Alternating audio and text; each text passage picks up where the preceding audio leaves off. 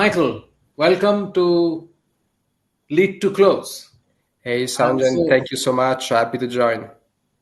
I'm so glad that we're having these conversations out there. And hey, Gail, Marcelo, welcome. If you guys have any question, do feel free to ask. Although Michael will be presenting and I'll be presenting, but our whole idea of this sessions is to have participation. So basically, these lead to close sessions are serious discussions about how we can improve our conversion. How do we make our sales? Our results are poor today because our selection of leads, our ability to not get engagement. So which is why when you make 100 calls, you get 7 lifts, and out of that, 5 people are not interested. This whole process of spray and pray with some very broad definition of who is our customer and so on is really the problem. So we want to do these sessions where we share what we believe can help us get more engagement, because unless we start the conversation, no conversion is going to happen. So we are getting experts like Michael to come and say, how do you do that? How do you start the lead generation process? And I will typically talk about what I believe is the best way to engage them. Only when these two bits happen will the sale happen. So any other process, it's really not going to be effective. So we have to sort of gun for effectivity first, and then we can try to scale it to get efficiency. Right now, our focus is on efficiency. Can we make more calls? Can we send out more emails? If we are sending out more emails to people who are not interested, that's a pretty rubbish thing to do. But that's the key. So we have to first figure out what works, and only then should we think of scaling. So that's the whole idea. And as I said, you guys are welcome to come raise your hand, and we'll be happy to have you in. Coming to Michael, I want to give a quick intro of Michael. Michael Sarugia is a B2B growth strategist. Is that correct, or did I mess it up? It's correct. It's perfect. It's okay, perfect. Thank you. Okay. He's a B2B growth strategist who relies on creative outbound campaigns to adapt to the 2023 B2B buyer's journey. So this is a very critical point here. He's talking about mapping your process to the buyer's journey, and you'll hear more about that today. He was the B2B growth manager at Live Data, an Italian AI company who counts several enterprise clients in its portfolio. After leaving Live Data, Michael built B2B Fight Club. That's an interesting name, right? B2B Fight Club, a WhatsApp newsletter where he shares practical tips on how to grow through outbound and works directly with only 10 B2B clients per year to unstuck growth through 3-month B2B sprints. So that's what he does.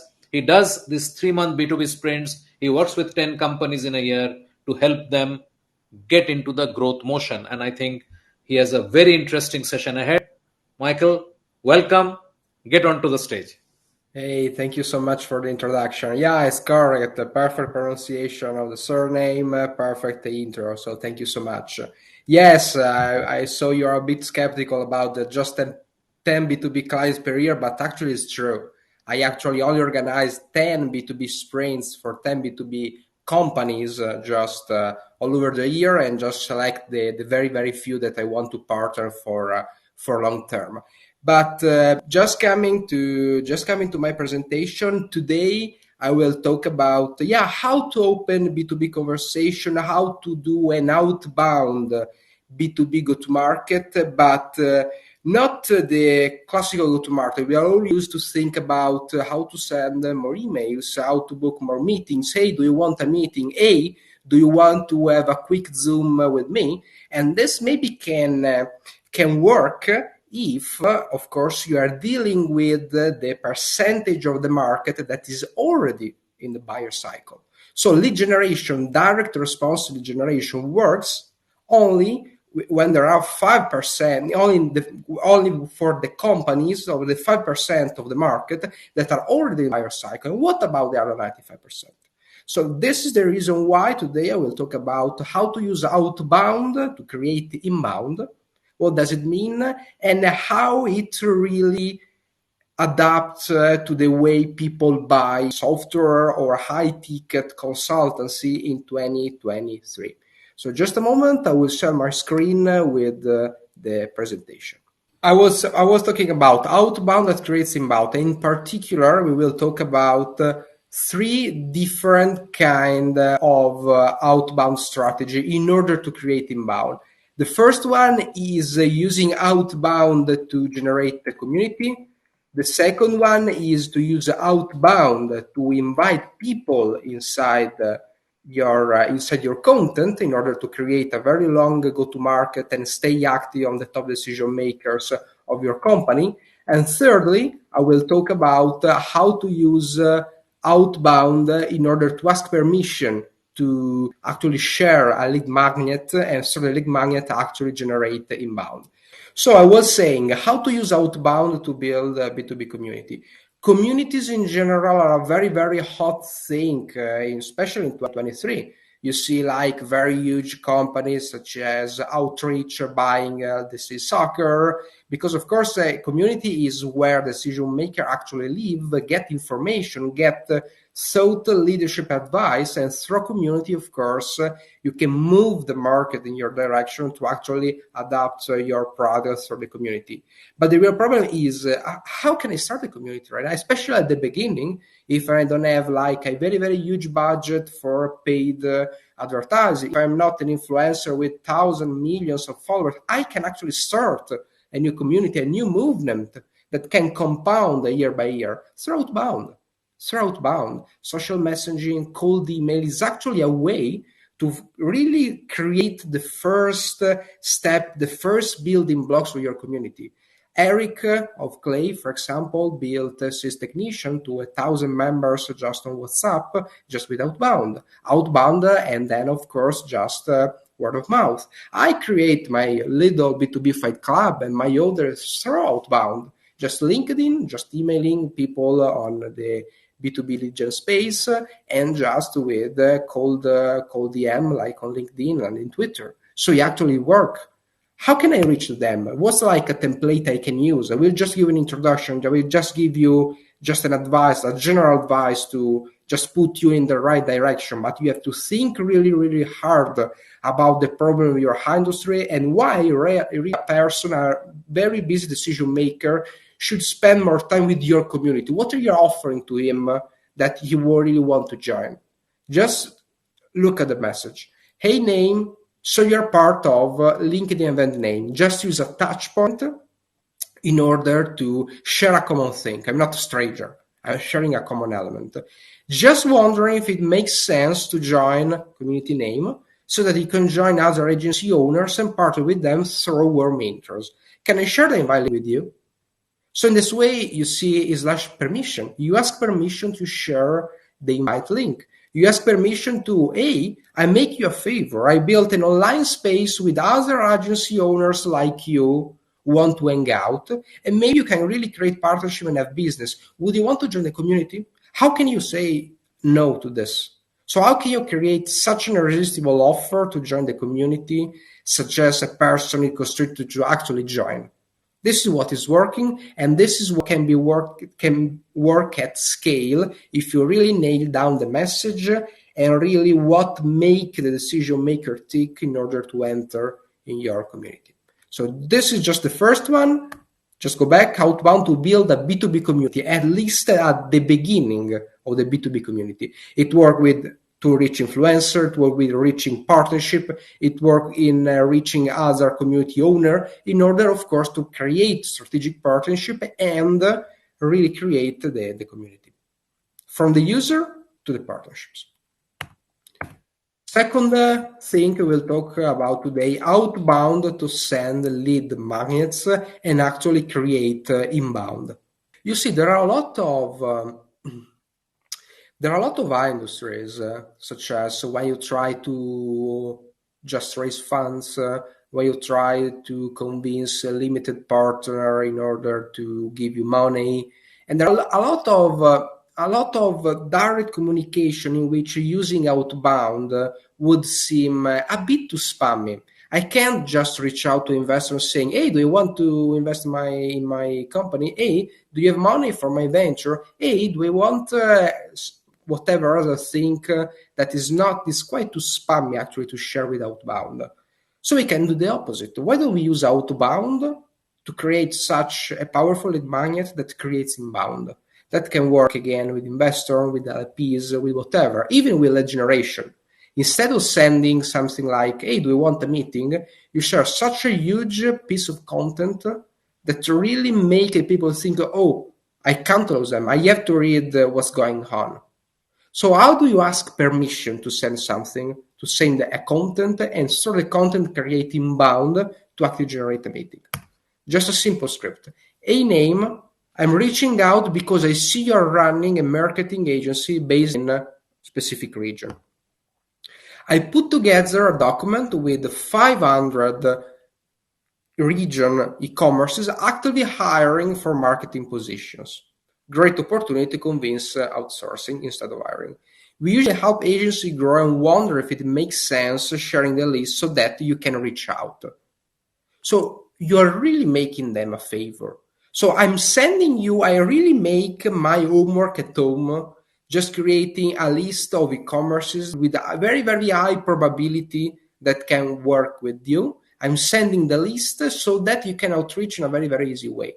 So in this way, the person at least become really, really curious of what you're doing. You're making such a huge favor. In this way, at least you can have a meeting. In this way, you can actually open a conversation. And doing the same thing you can do to, I don't know, for example, just raise money. Hey, mind you, if I share my presentation about the pitch, I'm really, really inside the way you are investing. Or if you want to reach to LP venture partners, hey, can I just share you a very, very, I don't know, such as I built an incredible online tool to help VC and LP partners that choose starter beta. Do you want to see it? So that you open the conversation, and after the conversation, you have the right and you have the social connection to actually create a meeting and to actually land that kind of relationship that can become a sales, that can become a partnership. And this, with outbound, with AI, can be done, of course, at scale, creating very, very interesting messages and interesting documents, lead magnets, in order to generate inbound and really create a very strong go-to-market. Finally, the last one, outbound to invite prospects inside your contents. So just think about you are a company and you are selling to very, very high ACV. You are selling complex sales. What do I mean by complex sales? By complex sales, I mean something that have an average contract value of at least 30,000 per year, where multiple decision makers are involved, and where the sales processes are very, very long. This is the definition of a complex. This is the definition of a complex sale. So how can I invite them to join my content? The best content strategy here, of course, when the total addressable market is very, very small, for example, if you are selling a cybersecurity solution to 50K a year or 500K a year, you're probably working with at least, I don't know, a very, very small market, like 1,000 companies, like 100 companies, maybe 30 companies. So how can I create a continuous go-to-market in order to stay up with awareness and really make them buy when they are ready? I just built a content strategy and put the prospect inside my content strategy. And I use outbound to bring them inside my content strategy. I will make you an example. Let's say I'm selling a very expensive cybersecurity software. And my ideal clients are like just 50 companies and probably 300 decision makers. What can I do? I can just invite influencer inside, maybe pay influencer to join my podcast so that the podcast is relevant, so that the podcast is cool. And then just reach out to the decision maker saying, hey, I'm inviting really good thought leadership inside my show, such as the one I paid before. Would you mind to join? So you have a non-sales outreach to create a connection. You leverage ego to create the first connection. While having the podcast, while having the interview, while knowing each other, of course, the argument about what you do, what is your software will come up. And in this way, you will continue to invite them to the show in order to really go to market, in order to keep the awareness high and really push into consideration the problem that you're facing, the solution you are offering. So this is outbound that create inbound. I will just share you a brief script so that you are not lost. A name, heard your speech during a conference name, and have been really impressed. Again, just to leverage at the beginning like a common touch point. We have a podcast with 50,000 downloads about a topic and wondering whether you want to share the stage with other thought leaders of your industry, such as famous person. Would be a good idea to join us. How can he say not? How can he say not if it has a bit of ego? Of course he won't. And this is outbound to generate inbound. Again, my name is Michael Sarugia. I'm running B2B Fight Club, which is a very small WhatsApp newsletter about how to use outbound to grow strategically. And again, I'm a B2B growth consultant. I just work with 10 companies per year using B2B growth sprint in order to unstuck the B2B growth and really create predictable revenue. Thank you so much. I hope you enjoyed. I'm waiting for your comments, for your ideas. I'm really happy to just answer with some Shankan, whatever are your curiosity. Even if you want a practical cases in your industry, just share with me your ICP, your vertical, and we'll try to just reason together, just to think together how to give you an insight, a practical thing you can apply today in order to grow your business.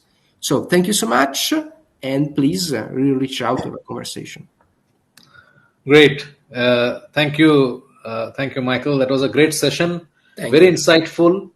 I have two questions before I'm still looking at some more questions, but I have two questions which I think I would like to ask. Yes, please. The first one is, and then we'll brainstorm about the ICP bit, which you offered just now. So we'll do that. Perfect.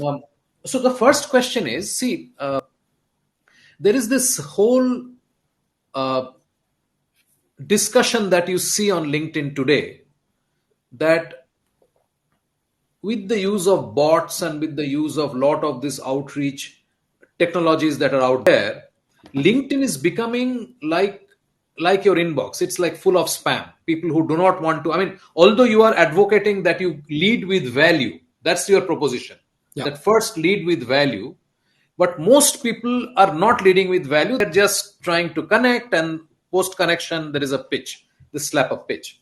So my question is, how effective actually is LinkedIn according to what you have seen?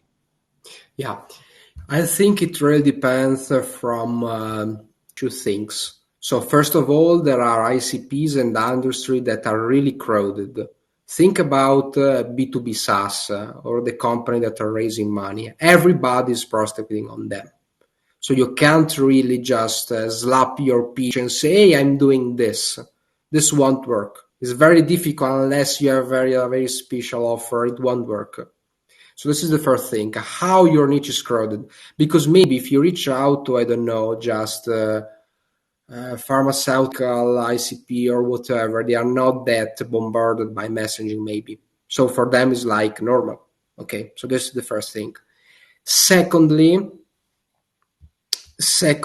I would say that it even depends if the company is inside the buyer cycle. If you're really looking for a solution, maybe the best thing to do is just saying, hey, you do this, I offer this, this is your problem, this is how can I solve you, and this is how I did with your competitor. But for the 95% of the companies, so 95% of LinkedIn, maybe 97%, okay, they are not ready to buy. They just want to get informed. They want information. They want thought leadership. They want to get an idea of what's going on. So in my opinion, the best thing you can actually do, of course, LinkedIn is working really, really well. But if you have to play the long-term game. So nail down your ICP, Secondly, what I'm doing right now is creating 3 baskets. The first basket is just reaching out to people, to my ICP, and saying, hey, it's really a pleasure to connect with you. How hard is B2B growth, And just something funny, something that is human. How can you just connect with me if I say this? Of course you will connect. After that, I will move everything into another bucket. The other bucket will say, hey, you know that it's so easy to scale personalization without hiring BDRs. Have you seen my post on this? And I just share my post on LinkedIn so that if you click the link, it won't go away from LinkedIn. It just saw a post. After 3 days, I will say something like thought or any idea about this, and nothing. After 15 days, I will move everything into another basket with another kind of content. Every kind of content is a paid solution content. So at the end of 3 months, 6 months of doing this, and it can be semi-automated, you have actually such a very great deal flow of demand generation. You will see your post, you will see the content on your dark social, and in the end, if it really has a problem and you're really just underlying what's the problem, and you figure out the solution with practical insight, it will come back to you. Of course, it won't come if you have to ask directly. If it's engaging, you see your website, if you're seeing your LinkedIn profile, just reach out, but not be pushed at the beginning. So when I'm talking to people, they're all, getting lots and lots of these connection requests. Mm-hmm. And so my question to you is, I mean, when I talk to companies who are actually using LinkedIn agencies and doing this outreach primarily on LinkedIn, they are saying that their connection rate is around 15 to 30%, depending upon how well they're doing. So does that sound all right to you, or is it in the lower side, or you see that if people do something else, the connection requests are better? So connection rate request, you mean? Yes. On LinkedIn. Yes. Okay, well, it depends on 2 things. It can be the KPI you said, 30%, you said 20%. 15 to 30, depending 15 upon to what 30. they're doing. Yeah. So it can be good and it could be bad, because the real problem is that a lot of decision makers are not active on LinkedIn. So maybe it's not your fault. So there's, if you use LinkedIn Sales Navigator, there's a spotlight called, it posted on LinkedIn in the last 90 days.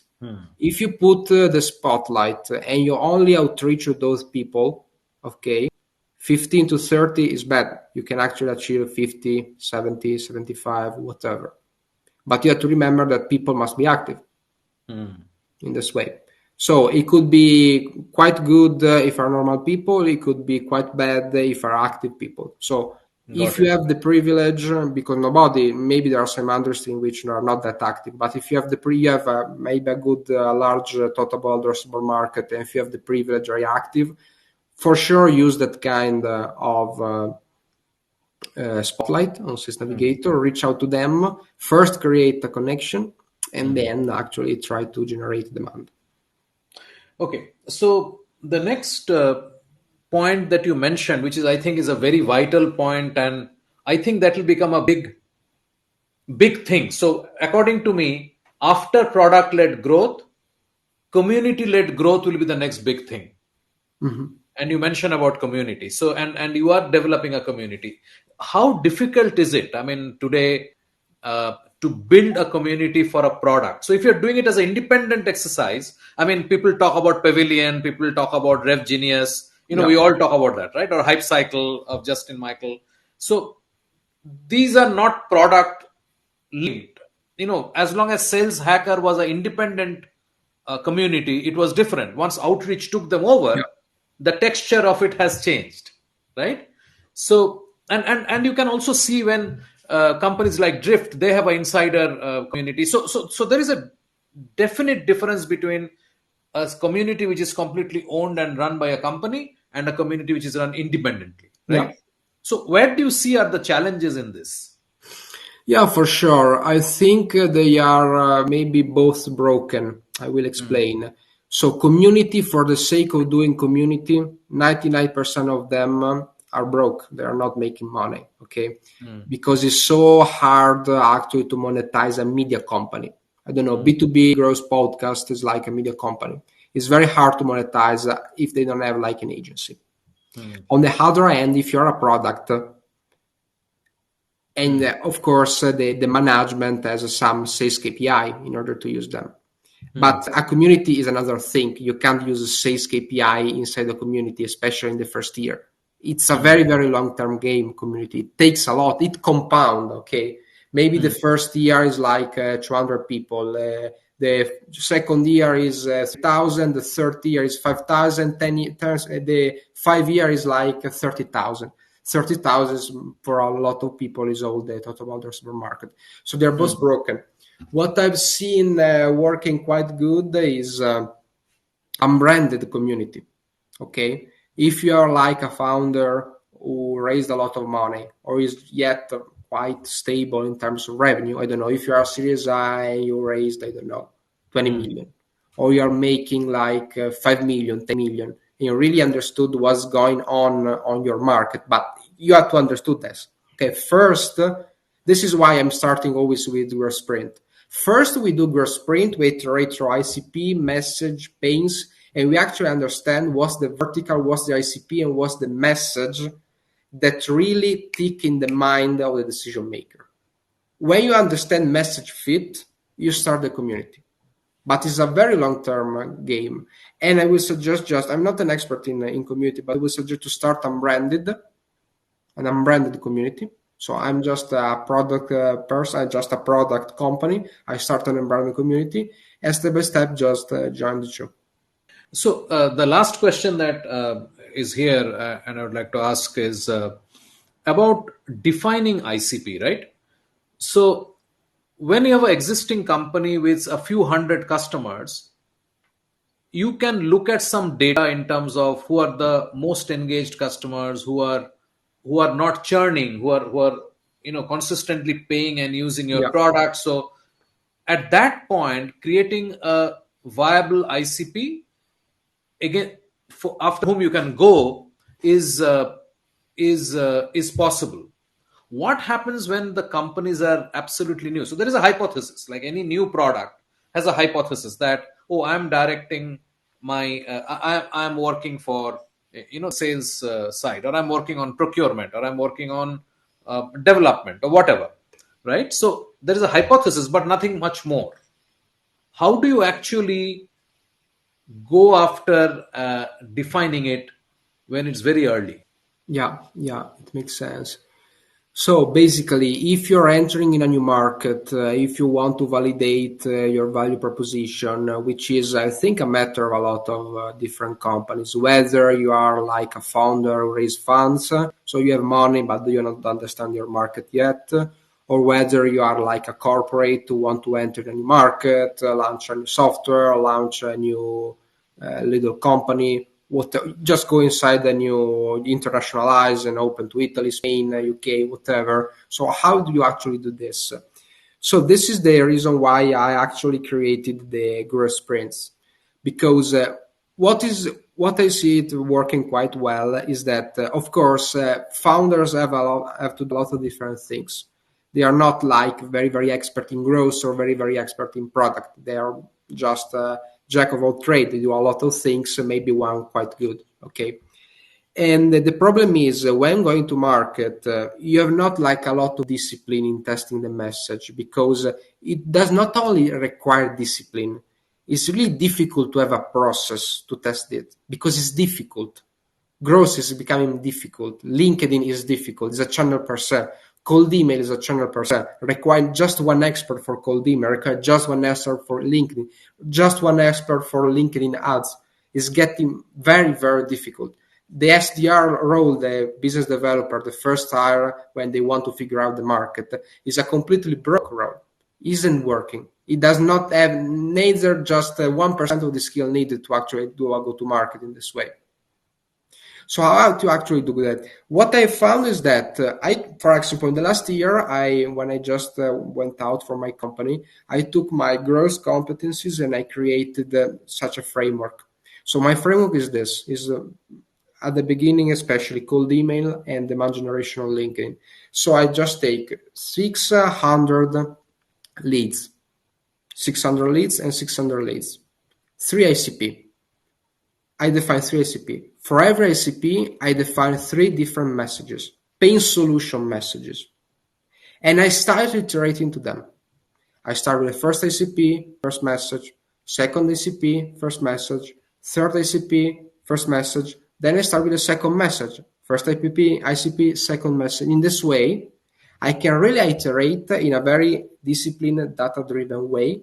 And I can actually understand after 3 months, if I'm lucky, if what is the ICP that really understand the problem right now, because you need customer right now in order to raise funds or in order to convince your boss that everything is working, what is the message and what is the offer.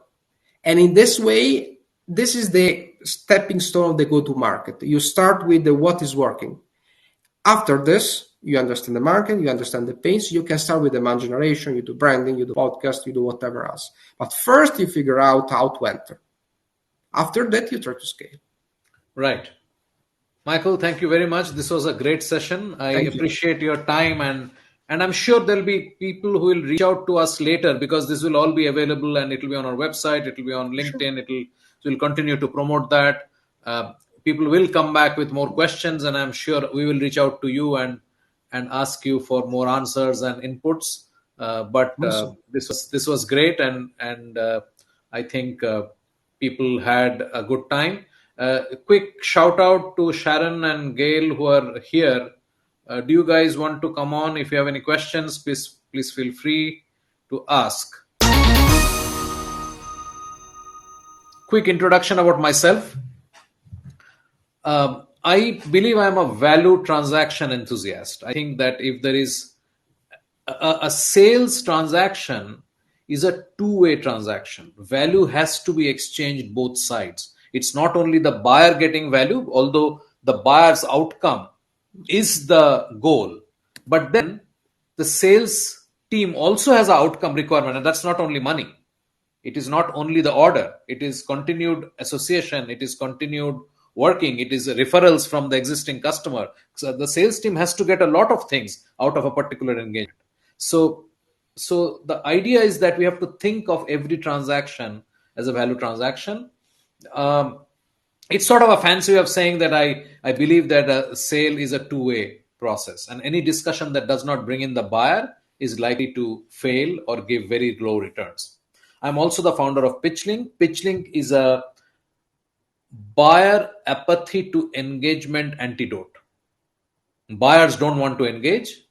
A lot of what Michael told just now was about how you can get engagement, because the starting point of any relationship is engagement, built on trust, built on understanding, built on the ability to appreciate what the buyer's outcome goals are. And I can talk in detail about that. I have built digital products in the past. I have 3 US patents for the work I have done in the past, and I also host 3 podcasts. So that's sort of briefly about me. I will start sharing my screen and take the session. It will be about 10-15 minutes. I primarily want to talk to you about engaging and starting a conversation, and what sort of is happening today and what would be a good way to do it. So I'll quickly share my screen. So the first thing you have to understand that there's, when you talk of sales, we talk of closing, and a lot of focus is on closing a deal. But closing is not the problem. The problem is starting. So we have this funnel where we are putting in hundreds and thousands of leads on the top, and we are expecting a trickle at the bottom. That itself is a problem, because we are actually bringing in people who are never going to buy from us. It's not only about they're going to buy later, but they're never going to buy from us. And the indications that we believe show intent, like joining a webinar or downloading an ebook and so on and so forth. For instance, if I think Gail and Sharon and Dr. Al Anubia, all of them are prospective customers of mine or of Michael's, that would be a very stupid kind of conclusion to draw. You are interested in the topic, that's why you're here. Doesn't mean that you're going to be my customer. So we have to understand that understanding who is interested and engaging with them is the real challenge. You also would have realized that buyers don't want to engage. It is not because they are not buying. Buyers don't want to engage because the outreach that we are doing today don't offer any value. And our first typical outreach is with an ask. Give us a meeting. Do you have 15 minutes in your calendar? I was talking to Ton Dobe just before, a couple of hours back. He wrote a fascinating book. In fact, he's part of, he's the latest guest in my podcast, Bits About Books. If you have a chance, check it out. And the fact is that we all believe that we can go and write something very shallow and then expect that somebody who is very senior will engage with us. The other thing I must mention is that another guest of mine from a different interview series, he mentioned, I think it's Steve Hall from Australia. He said, who is actually looking at and clicking? It's not the decision maker. Like one of the things just Michael mentioned when I was asking him, that decision makers are not necessarily active in LinkedIn. So we have to be clear who we are talking to. And the other part, which is the Gartner report, when Gartner came out with their spaghetti bowl buyer's journey imagery, they also came out with this data that in a real buying cycle, buyers will spend less than 17% of their time talking to all vendors. So in a typical deal, if there are 5 vendors involved, at least in the early days, you are getting like 3% of their total time. And the balance 83% has been used to do their own research. They are not talking to sellers to gather information anymore. Like everything else, internet has disintermediated the sales process. I mean, salespeople like us were very useful to buyers 10, 15, 20 years back because we actually had more information than them. No more. That situation does not exist anymore. In fact, most buyers have more information than they can handle. And that's the problem. It is not the lack of information. I ran a survey, a poll on LinkedIn. And the question was, why did you join LinkedIn? And there were 3 answers I provided. 1, to sell. I joined LinkedIn to sell. 2, I joined LinkedIn to buy, to be sold to. And 3, I joined LinkedIn to network with my peers and learn and exchange ideas and knowledge. 76% joined for the third reason. 14% joined for the first reason, that is to sell. And 4% joined to be sold to. Now, the point is that when LinkedIn actually started, it started as a professional network for hiring and finding jobs. So that was their core. Then they saw that people don't get hired every year. So they're coming back to LinkedIn after 2 years. So they're creating a profile and they're not coming back to LinkedIn at all. So then they started this influencer program where they got people like Richard Branson, Bill Gates, Arianna Huffington and all of them to start writing on LinkedIn to start engaging people. So once they started that, people started coming back, and then they extended that for everybody over a period of time through a program called LinkedIn Pulse. If you guys remember, they even had a Pulse app through which you could post on LinkedIn. So basically, they took the Facebook kind of any social network route to start engaging people. And so what happened was people started coming back more and started engaging, like what is happening today. But that was the genesis. The idea was people will come and engage with each other to learn. But LinkedIn also created the Sales Navigator at the same time. So while you are joining primarily to engage with peers, LinkedIn, we have become a commodity for LinkedIn, and we are presented to the market, to that 14%, that this is where your market is. And obviously they had this in-mail system and so on and so forth. It did make outreach easy. The Sales Navigator itself is a very powerful tool. Like Michael mentioned, you can actually spotlight saying, okay, who has not engaged on LinkedIn for the last 90 days and so on and so forth. And you can, however, people do not necessarily come to LinkedIn to be sold to. That's what we need to keep in mind.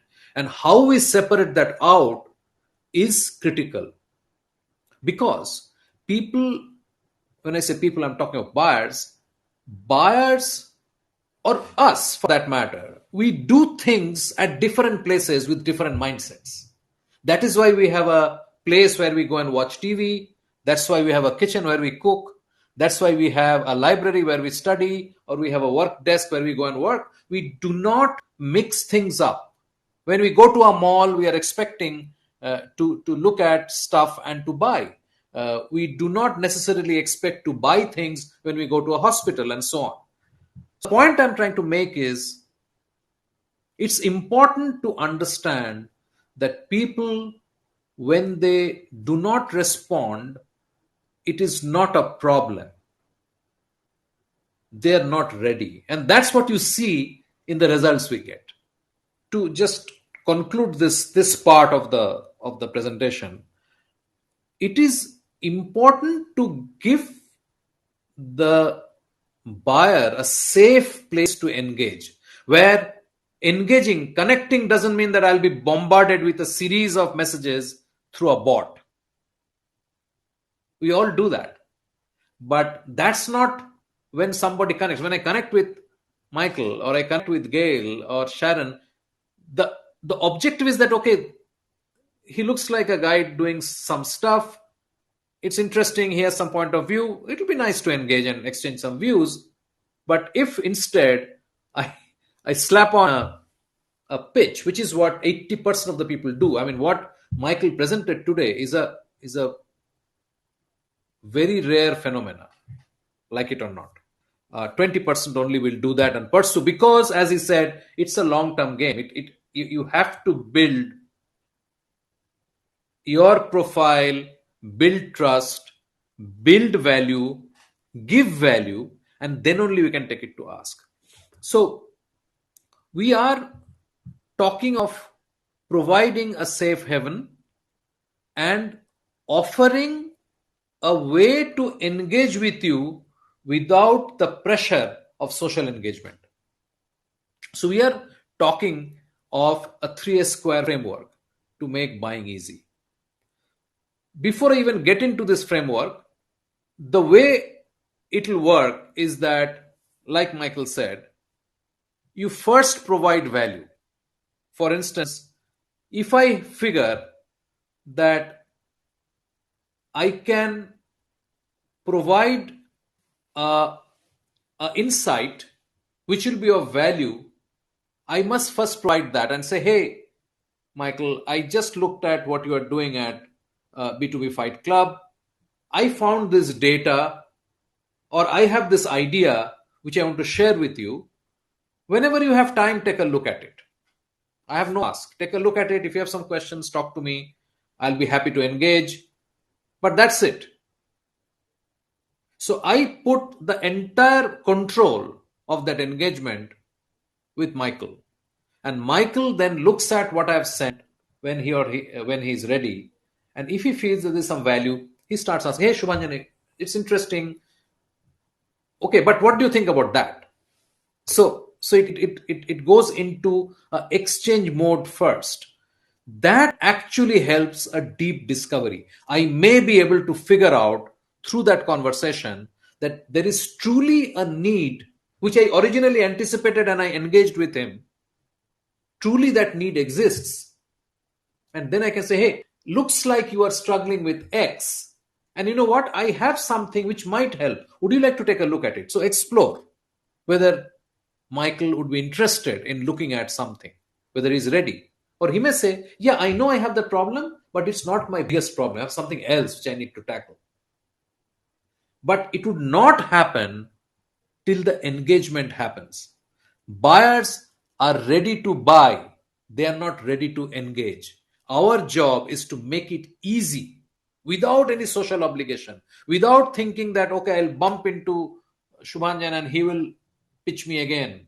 Without having that worry, he should be able to engage and find information, ask for information without the obligation of providing something else in return. It will come. The moment we provide value, people, buyers will provide insider information. That's our job as salespeople, to engage at a level where the buyer provides insider information. So the framework is very simple. We search. So we basically research a prospect and then we share contextual information, data, and so on. And say, hey, this is something I feel may be of use to you. Take a look. Take a look. And then I'll seek information after that. I'm still not asking for time. I'm asking for information. Do you think it makes sense? Is there a connect or is it completely disconnected? That is vital for me to qualify whether I want to engage for sales or I want to engage for building trust and reputation. Because he's still, if he's part of my ICP, he may be ready to buy from me 6, 8, 12 months down the line, which is fine. That's how great pipelines are built. That's what Michael presented in his presentation. But I don't have to have the pressure, oh, I need to close this quarter, because it's not going to close. And then after seeking information, you provide support to your champion to sell the idea internally. Because if we are in B2B sales, we are definitely selling to a committee. And while on that, I want to mention another thing, which I think, we all know, but I still want to mention that. There is something called exit criteria. Every single decision maker who is part of the buying committee has different exit criteria. It is not a homogeneous outcome that everybody is looking at. The CFO is looking at a different outcome. The CEO is looking at a different outcome. The CTO is looking at a different outcome. The end user is looking at a different outcome. Yet there is a connection. So the outcome that we propose must address everybody's exit criteria. Otherwise, any one of them. So this is the interesting thing about B2B buying. The buying is by a committee, but the veto is with everybody. So if there is a 5-member committee, 10-member committee, 20-member committee, buying will come through consensus, but veto can come from anybody. If even 1 out of 10 says, no, it doesn't work for me, it's over. So understanding the exit criteria and co-engineering the solution. It is not, oh, this is my stuff, buy it. I know in the world of SaaS, it's very difficult to actually say, I can make different products for different people. You can't. But the solution design has to take into account everybody, and that should evolve with the entire buying committee. Our ability to engage, understand, and define that yes, you can get the outcome is very, very critical. So, to the third part, you solve, you co-solve, you co-design, you co-engineer, and then you ensure the supply, the delivery happens. It is not enough to close. It has to be, it's your job to ensure that whatever we have sold is actually delivered, implemented, and the customer gets the outcome for which they have spent. The customer, as you know, is not buying our product. The customer is not buying our technology. The customer is paying for an outcome they imagine they will get out of this. So if we have not ensured the outcome, that customer is going to churn. That customer will become a negative reference point for us, and that's dangerous, because in the dark web, in the dark social, they're talking peer to peer, and they'll say, "Hey, don't touch Vanyan." I mean, he'll promise a lot, but finally he'll not deliver. It's extremely critical. So, but imagine if you are able to do that, if you ensure that the outcome has happened, you have the entire buying committee as your referral. All the 10 people are going to be your reference point. It's not one customer, it's actually 10 customers. Each one of them will ensure, they will be your point of reference. They will provide you with referrals, and that's the best way to build the pipeline.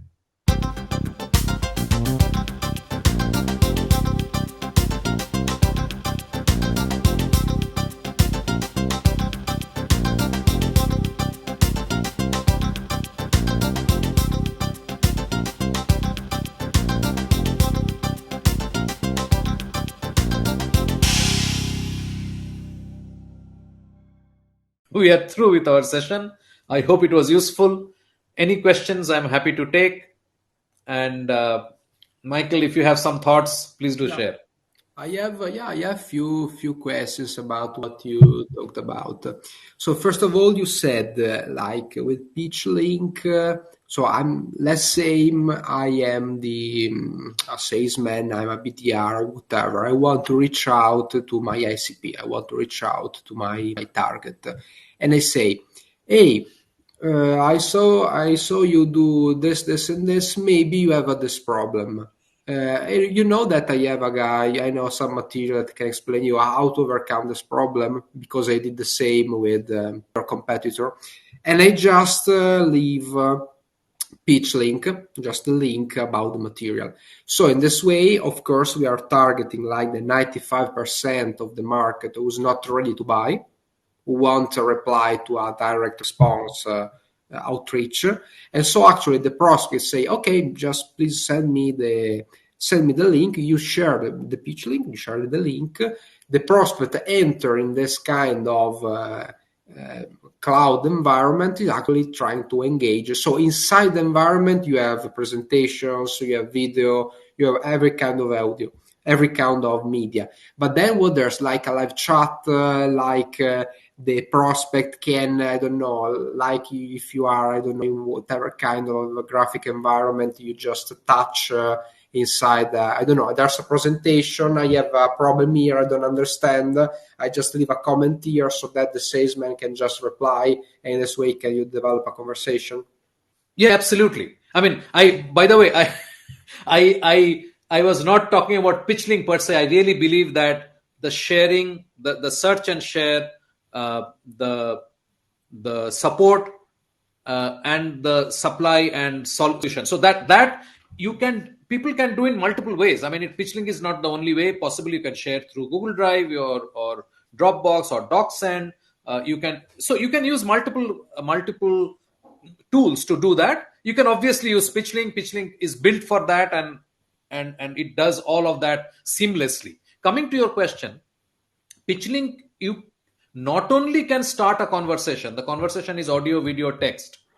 It is rich media conversation, but it's all also contextual. So if I have created a narrative which I've presented to you through my link, which has a video, which has a PowerPoint, which has a doc, a PDF, a image, some links, right? And I've built a story which I've shared with you, which I believe will be of value to you. You can then have a conversation against each of those collaterals that I've shared. So the conversation about the PowerPoint is separate from the video, is separate from the image, and so on and so forth. So it's absolutely contextual. It's not only that you can do it, but you can do it contextually. Yeah, it makes sense. Another thing that I was thinking about before is that Like when I'm trying to sell something to someone. So even after the meeting, after a while, of course, you have to have a meeting and just have a conversation to actually trying to understand what's the situation like, what are the problems, what's the budget, etc., etc. So usually after the first meeting, the salesman, the account executive, or whatever, just send a recap email, and inside the recap email, actually send like a presentation, create a presentation, try to customize it, leave the presentation, just an attachment, and of course, 90% of the cases, the prospect won't even open like the presentation, which is like that you pay, you just use so much effort, you put so much effort in creating the presentation, but nobody will actually download your presentation. So maybe I was thinking about a solution like PitchLink can be actually useful in this. So after the first meeting, during the sales process, in order even to just keep all the materials inside the same environment, so that different decision makers can actually enter the same environment with a different buyer journey, so that they can actually see what's Yeah, the best content in order to solve their problem.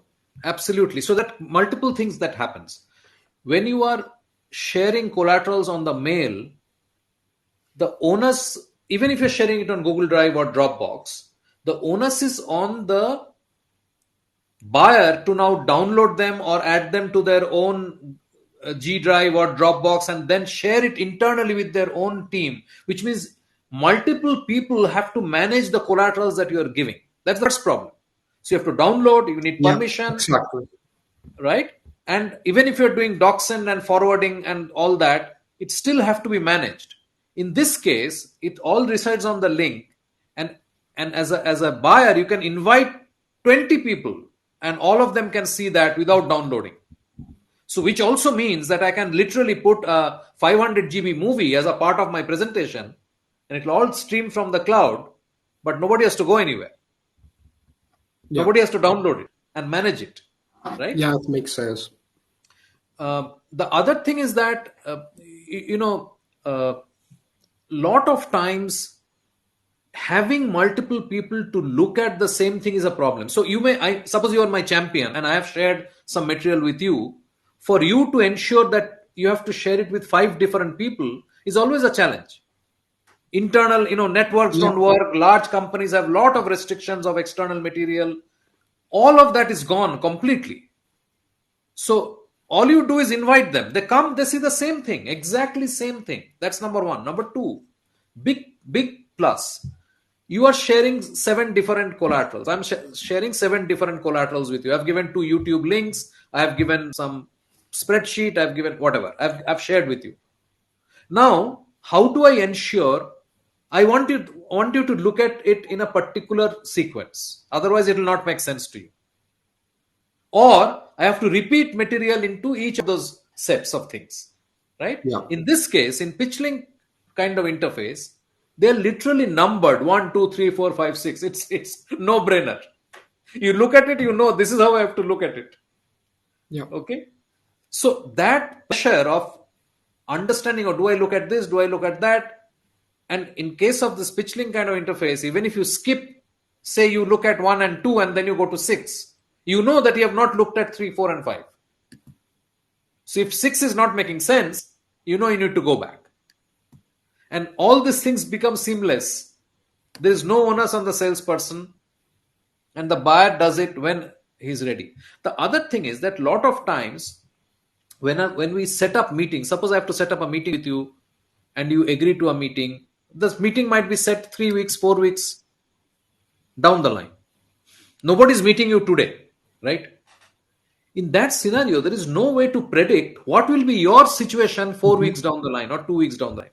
The day we are supposed to meet, you may have something very important going on. You will not pay attention. In this case, you share the stuff, you get it, you click on it, you don't have time. You say, okay, I'll come back to it. No problem. You do that, yeah. right? So that. Thank you. Yeah, it makes a lot of sense. So, well, I think time to wrap up. I will have to do the customary vote of thanks, which is important. I want to thank Michael for sharing his thoughts and ideas with all of you Thank you so and making much. it to this session. Yeah, Of course. I really enjoyed. Of course. Thank you so much for the invite. Thank you so much for the people that are watching us. And really happy to have just share my ideas with you this day. Thank you. Our next session is on 26th of April, and our guest is Jesse Ollett. He's the founder of Lead Magic and he's a cold email delivery expert. You can sign up. We'll share with you. We'll put it out, and we will also send out a mail to whoever is registered for this session. Thank you very much. I wish you all a very nice week and wish that you all have valuable conversations with your prospects. Thank you. Thank you. Bye.